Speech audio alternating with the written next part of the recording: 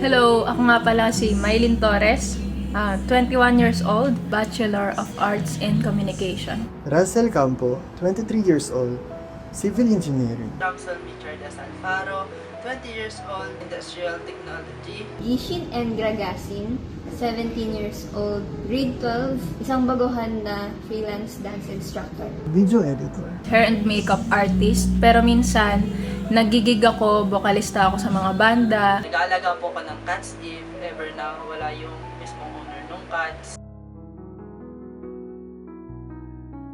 Dahil sa hirap ng buhay, gusto ko rin naman makatulong sa mga magulang ko kaya naisipan ko mag-work ako para matustusan ko ang pag-aaral ko at makuha ko rin yung mga kahit pa paano mga luho ko. Extra source of income. Very helpful siya for me, especially since malayong school ko. Nakakatulong siya sa times na need ko mag-commute, groceries, shopping. Nakakatulong din ako minsan sa bahay sa mga bayaran. Ako din yung panganay sa aming magkakapatid. Ako yung breadwinner sa pamilya namin. Wala akong ibang maasahan na pwedeng tumulong sa akin kundi yung sarili ko lang. Hindi na ako masyado sinusuportahan ng aking parents pagdating sa financial.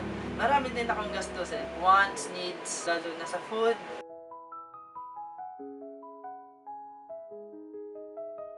Kalaban ko yung sarili ko mismo. Nawawalan ako ng tiwala sa sarili ko, nauubusan din ako ng motivation, ng inspiration, ng tiwala. Nagsistruggle talaga ako with handling my schedule, especially now na graduating ako ng high school. Mas heavy yung workload. Naninibago ako sa work na ginagawa ko kasi additional responsibility siya sa buhay ko. Need ko na pumunta kung saan. Kung may free time man ako na dapat na pinapahinga ko, na occupy siya nung work na yon.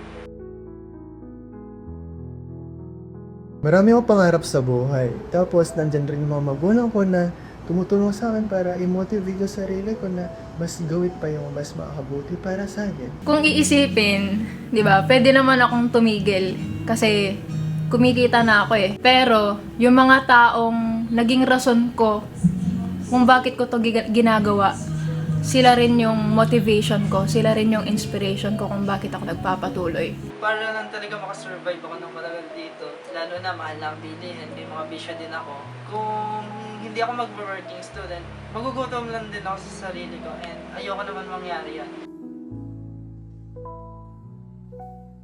Sa mga gusto maging working student, syempre kailangan mo na pag-isipan kasi need ng time management talaga para maasikaso pa rin yung schoolworks and as well na syempre gusto mo kumita. Hindi naman mali na humanap ng tulong sa iba.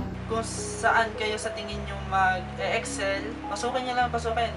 Gain more skills, kumbaga. Huwag kayo matatakot magkamali. Kung magkamali man kayo, ibig sabihin lang nun, natututo kayo. Piliin nyo yung trabaho na mamamanage nyo pa rin yung schedule nyo, yung time nyo. Siyempre, pinaka-importante, piliin nyo kung saan kayo mas komportable at kung ano yung pinaka makakabuti para sa inyo. Mahabang man yung tatahakin natin pero lagi natin tatandaan kung bakit tayo nagsimula. At yun yung mga pangarap natin. At syempre, yun yung magtutulak sa atin para magpatuloy.